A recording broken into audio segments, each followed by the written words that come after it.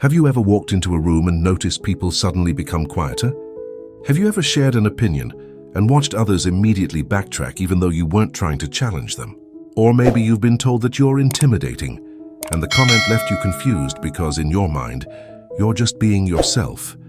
Here's the strange thing. Some of the most intimidating people in the world have absolutely no idea they're intimidating. They aren't aggressive. They aren't trying to dominate anyone. They aren't demanding attention. Yet somehow their presence changes the atmosphere around them. People become more careful with their words. They second-guess themselves. They feel observed, evaluated, or challenged, even when no challenge was intended. Psychology has a fascinating explanation for this phenomenon. Intimidation isn't always about power, status, physical size, or loud personalities. In many cases, it's about perception. It's about how the human brain interprets confidence, certainty, emotional control, competence, and authenticity. And if you've spent your life wondering why people seem nervous around you, why some people avoid eye contact, or why others assume you're judging them when you're simply listening, this video might explain more about your life than you expect. Because today we're exploring the psychology of people who intimidate others without even trying. And by the end of this video, you may realize that what others call intimidating isn't a flaw at all. It may actually be one of your greatest strengths.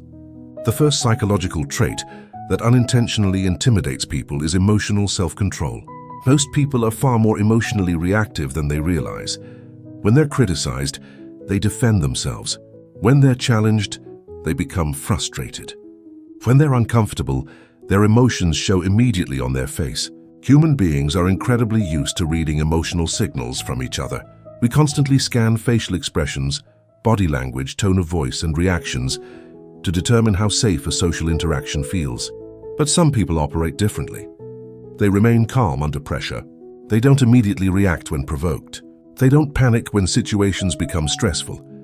They don't rush to defend themselves every time someone disagrees with them.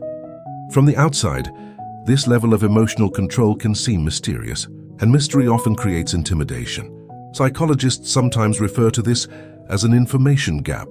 When people cannot easily predict what someone is thinking or feeling, their brains begin filling in the blanks. Instead of assuming confidence, they often assume authority.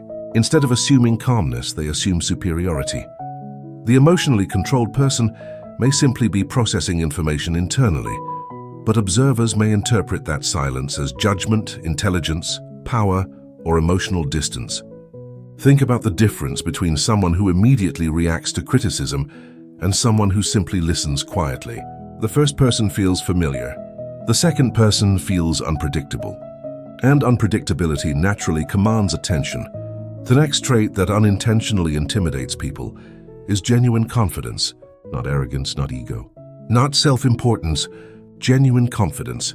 There's a major psychological difference between confidence and insecurity, disguised as confidence. Insecure people often need validation. They need approval. They need others to agree with them. They need reassurance that they're accepted. Truly confident people don't depend on these things. They can disagree without becoming emotional. They can be disliked without falling apart. They can stand alone when necessary. And ironically, this independence often makes others uncomfortable. Why? Because confidence acts like a mirror. When someone possesses strong self-belief, it forces others to compare their own self-belief against it. People who secretly doubt themselves suddenly become aware of those doubts. People who constantly seek approval become aware of how dependent they are on validation. In psychology, social comparison theory suggests that people evaluate themselves, partly by comparing themselves to others. So when someone enters the room with quiet confidence, they unintentionally trigger comparison processes in everyone around them. The intimidating person isn't creating insecurity. They're simply revealing insecurity that already exists. This is why some people admire confident individuals while others resent them. Both groups are seeing the same person. The difference lies in what that confidence awakens inside the observer. Another surprising trait is direct eye contact. Human beings communicate enormous amounts of information through eye contact. Research consistently shows that eye contact influences perceptions of competence, confidence, trustworthiness, and authority. Most people break eye contact quickly because maintaining it creates vulnerability. It feels intense. It feels personal. It feels revealing. But people who naturally maintain comfortable eye contact often appear more powerful than they intend. They're simply engaged in the conversation. They're simply paying attention. Yet others may interpret that behavior as dominance or evaluation. This becomes especially noticeable in professional environments. A person who speaks calmly while maintaining steady eye contact often appears more authoritative than someone with a higher title but weaker presence. Again, perception matters more than intention. The intimidating effect doesn't come from what the person is trying to communicate. It comes from what observers believe the behavior means. And this leads us to one of the most misunderstood psychological truths about intimidation. Often, the people who feel intimidated are revealing more about themselves than about the person intimidating them. Because intimidation frequently emerges when someone's strengths expose another person's insecurities. A calm person exposes emotional instability. A confident person exposes self-doubt. A disciplined person exposes inconsistency. A knowledgeable person exposes ignorance. The intimidating individual may never say a single critical word.